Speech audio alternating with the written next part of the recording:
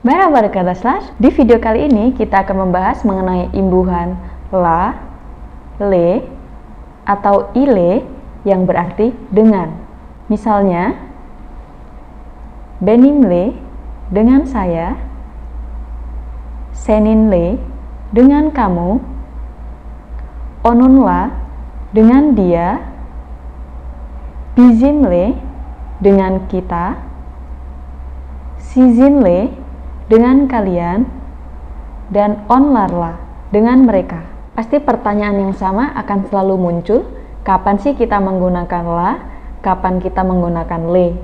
Jadi, penggunaan la dan le itu sendiri bergantung daripada huruf vokal terakhir. Jadi, kita masih berpatokan pada kalen unluler atau inje unluler. Jadi, kalen kan ada a, e, o, u, kemudian inje unluler ada e, i, o, u.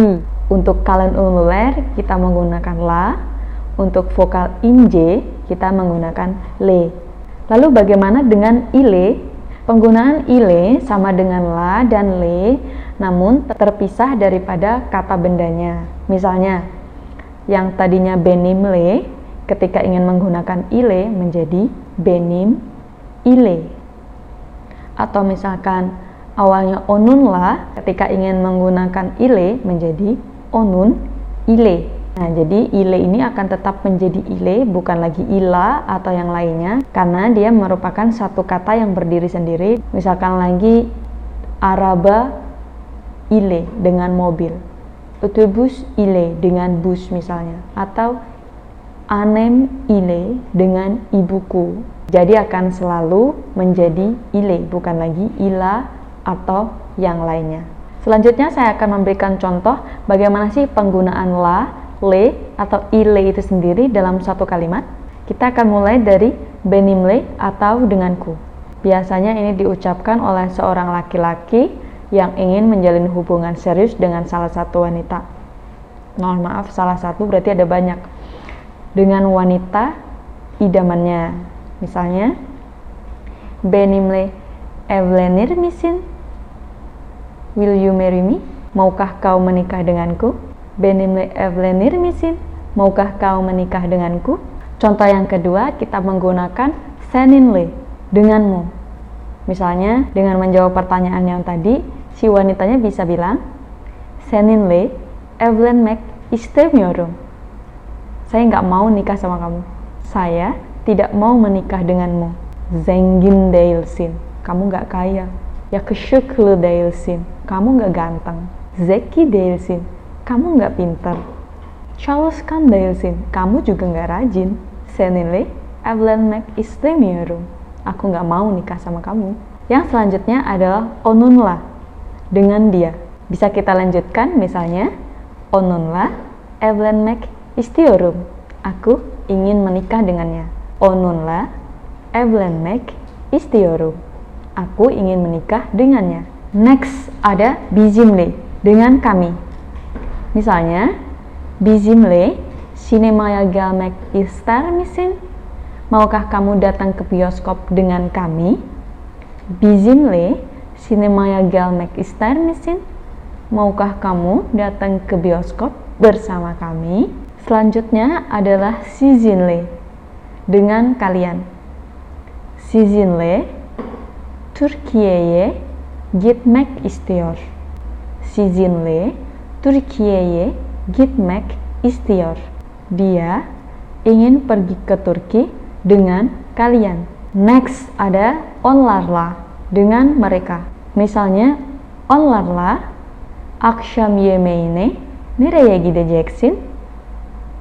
Kamu akan pergi kemana untuk makan malam dengan mereka? Onlarla akşam yemeğine nereye gideceksin? Kamu akan pergi kemana untuk makan malam dengan mereka?